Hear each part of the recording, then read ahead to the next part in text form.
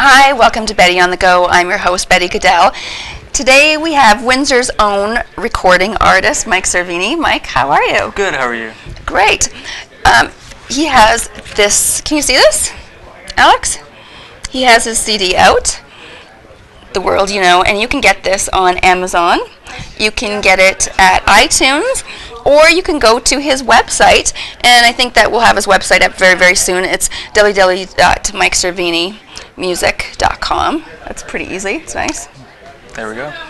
And if you want to see him live, he is one of the fortunate Canadians who is going to be playing at the Canadian Music Awards. Canadian Music Week. Yeah. I just think it's like almost like an award because it's like you're awarded because you get to play there. And that's May 4th to May 6th, and that's in Toronto. Actually, May 6th to the oh my gosh. It's okay, May 6th to the 10th. It's a whole week long, and I'm still getting confirmation what day I'm playing, but it's from the 6th to the 10th. Okay, very nice. And there's going to be over 60 artists, right? More than that. It'll be over 60 venues, thousands of artists all around the world, and pretty much the music industry from around the world will be there. Okay, very, very nice. And so again, if you want to go to his website, you can find out that we'll have all of the information, right? Yep, it'll be updated on my website at mikecervenimusic.com. Okay, and you can like him on Facebook. And that way, if you like him on Facebook, you can get all the updates too, and follow him around. So, Mike, you didn't just roll out of bed one day and say, well, I'm going to be a musician. That'd be crazy. No, I have a musical family, so it was always, growing up, I always had music around me. And I started at the age of 11, and I saw my favorite bands on TV. I'm like, I could do that, and I was only like 10 and 11. I got my first guitar at that age and started just learning songs by ear, and took guitar lessons for a few years, started writing my songs at age 16, and went from there. Wow, and that's very mature. Well, I'm surprised. I mean, I know 11, my cousins and younger cousins, I couldn't imagine. It takes a lot of dedication, and you have to have a talent for it right in the beginning, just even a hint of it, and then it goes on from there. So you came from a musical family, like musical theater. Did they play drums? Did they sing? What do you mean by musical family? Mostly singing and piano and guitar. Yeah, my dad plays.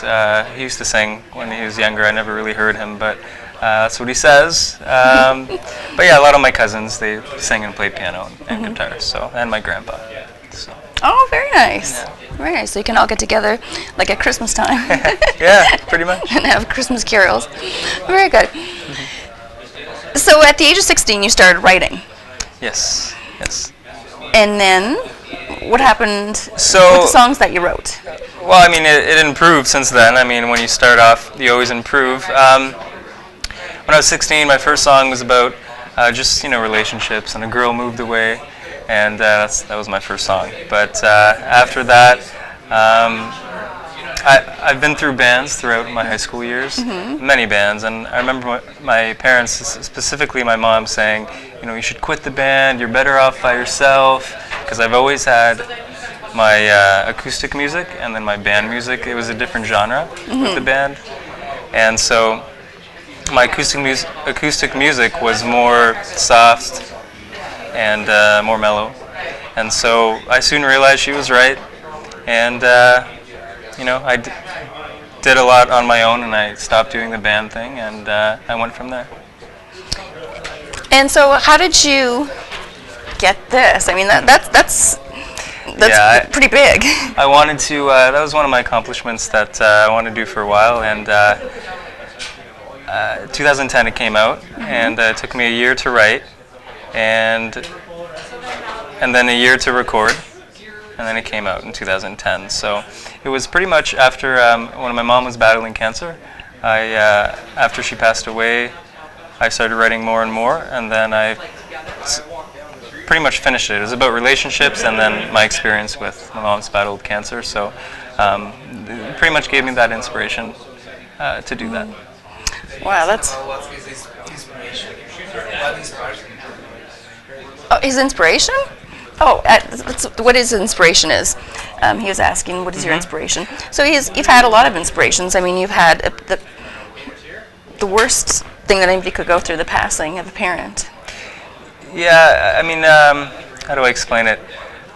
Growing up when we would go to cottages or family vacations, my mom would always force me to bring my guitar everywhere, even if it's just their friend's house or something. And she would always say, "Sing, sing, Michael, sing."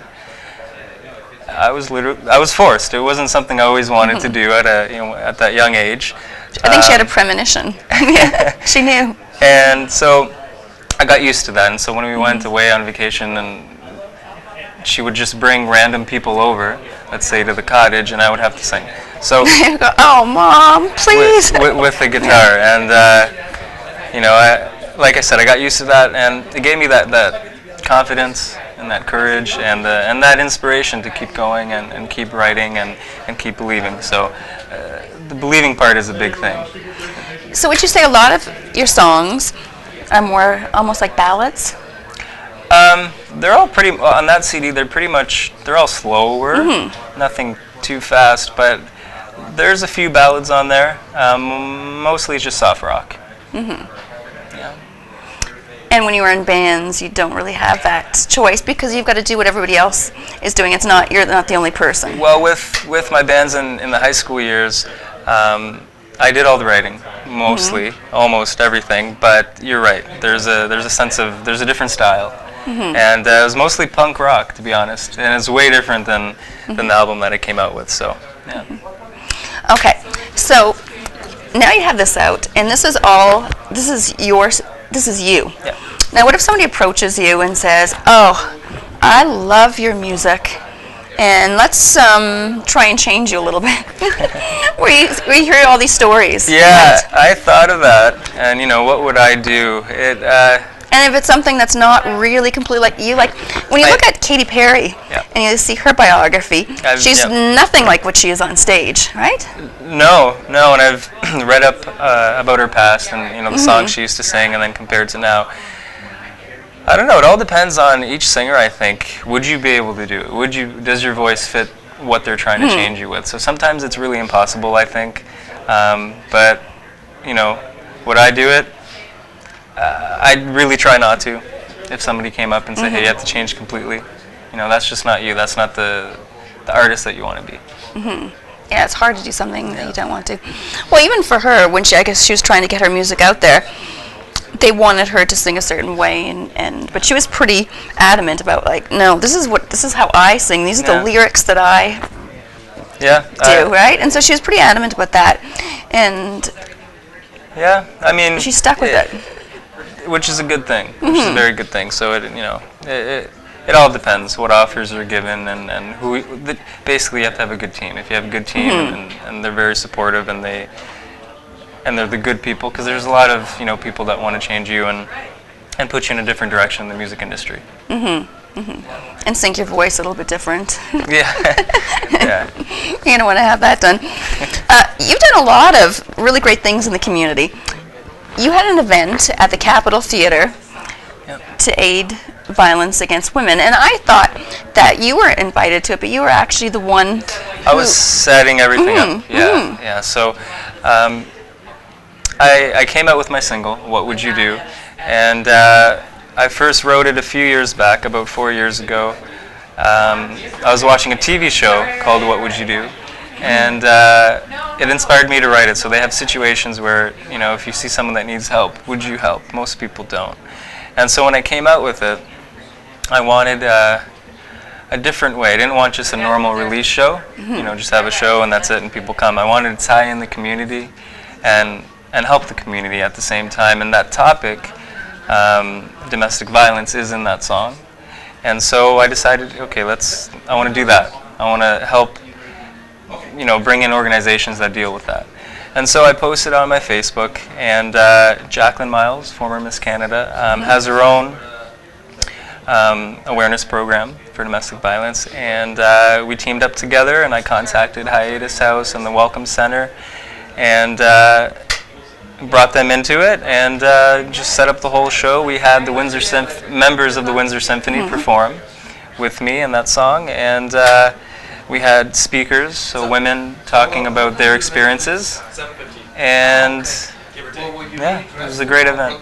And other artists too. And then that were people performing. actually talked about their own experiences with violence. Yeah. So that was key. It just wasn't a music environment. So we had speakers. So one artist would play, and then we'd have a woman talking about her experience, and then so on and so on. And at the very end, I performed with the symphony. So that was a really great experience. And music is so profound it has such a profound effect in our lives.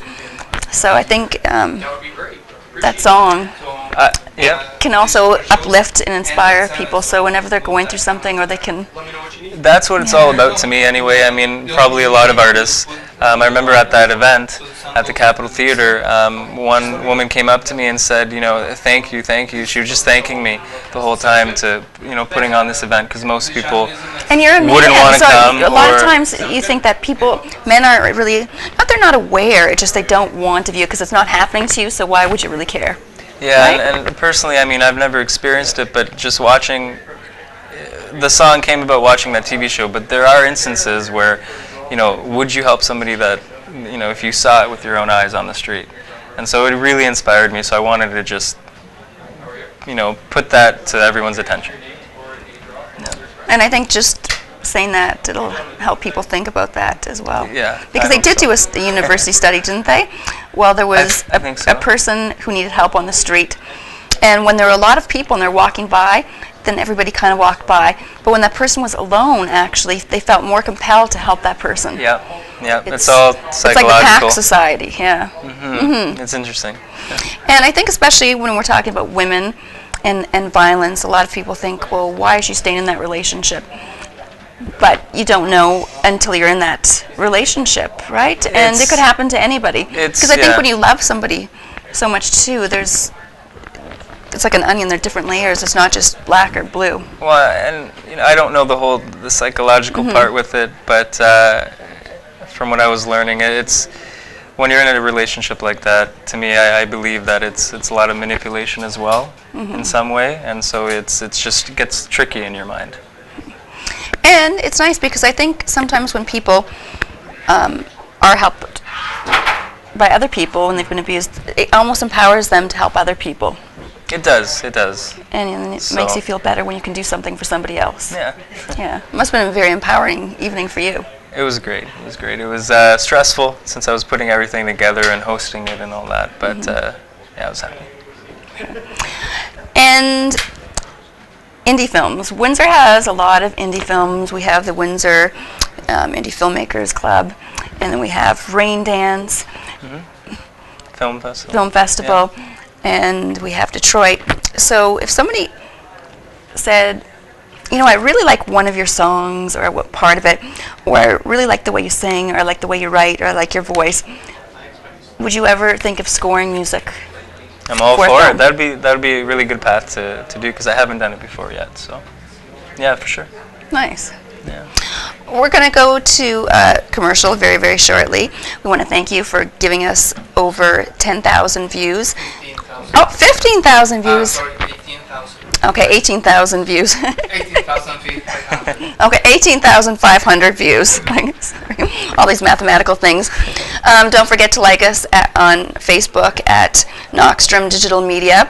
And you can view us at www.knockstromdigitalmedia.com or www.xeayz.tv. And subscribe to our YouTube channel. And don't forget to subscribe to our YouTube channel, and make sure that you come out and see the Windsor Express, because we also live stream those games, and it's a good way to support the community.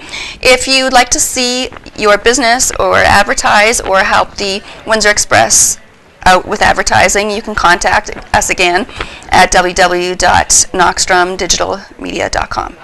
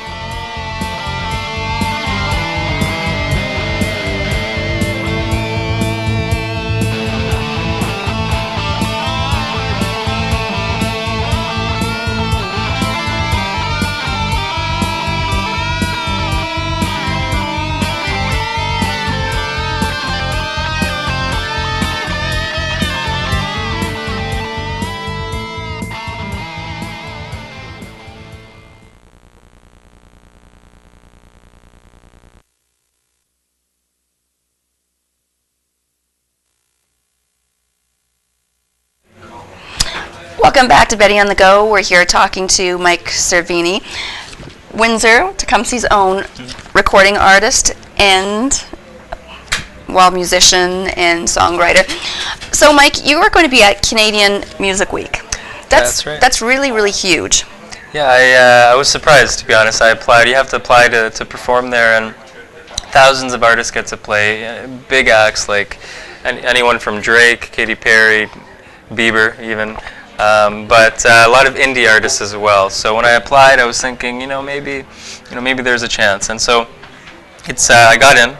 It's May 6th to the 10th, and I still have to confirm what day I'm playing. But yeah, I'm excited for it.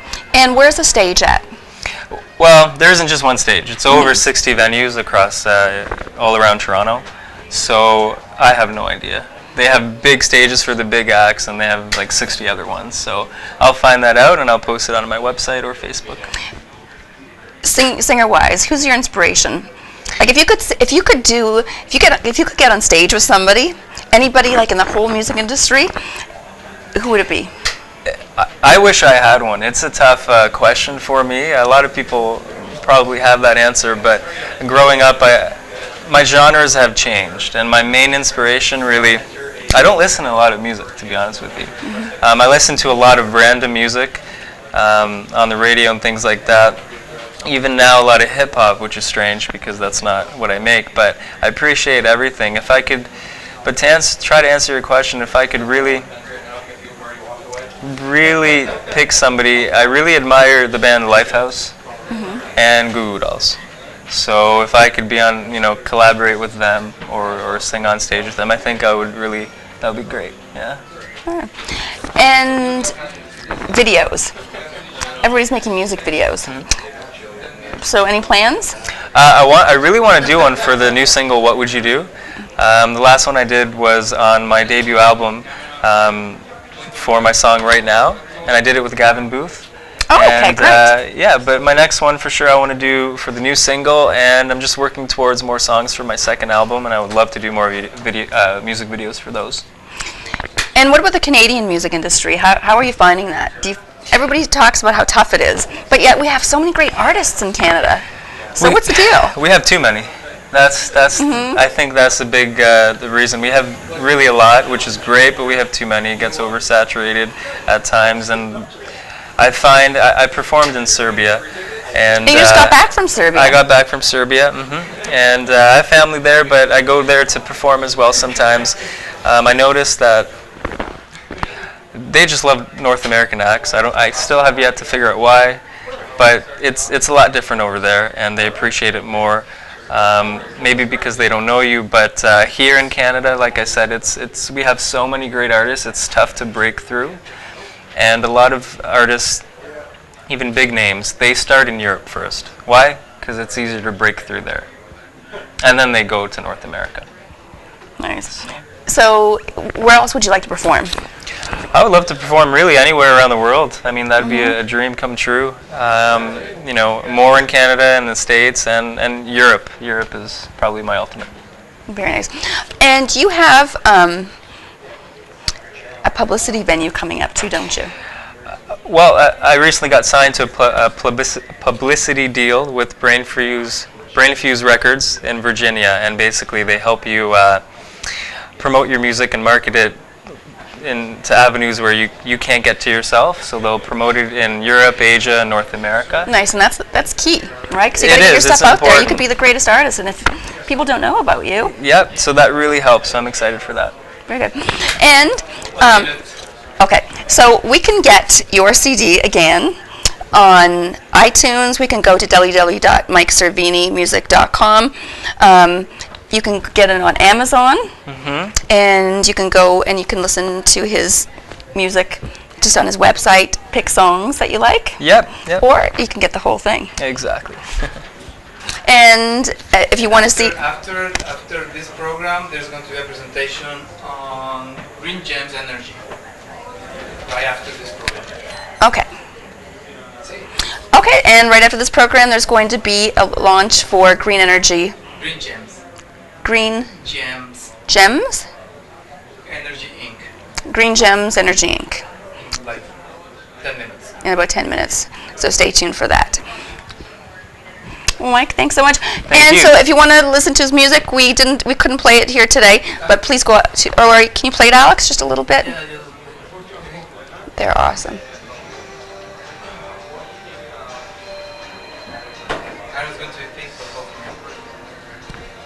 And with that, It's nice to see an artist who writes her own music too.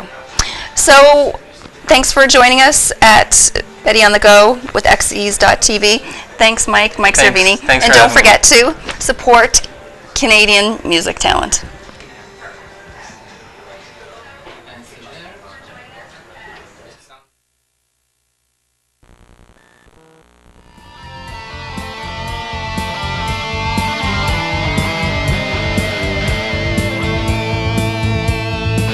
You're watching CIS-TV streaming live in downtown Windsor for the Windsor Downtown Business Accelerator, and this was Betty Gudel with Betty Gudel. We will continue with Green Gems Energy Inc. launch right here in 5-10 minutes.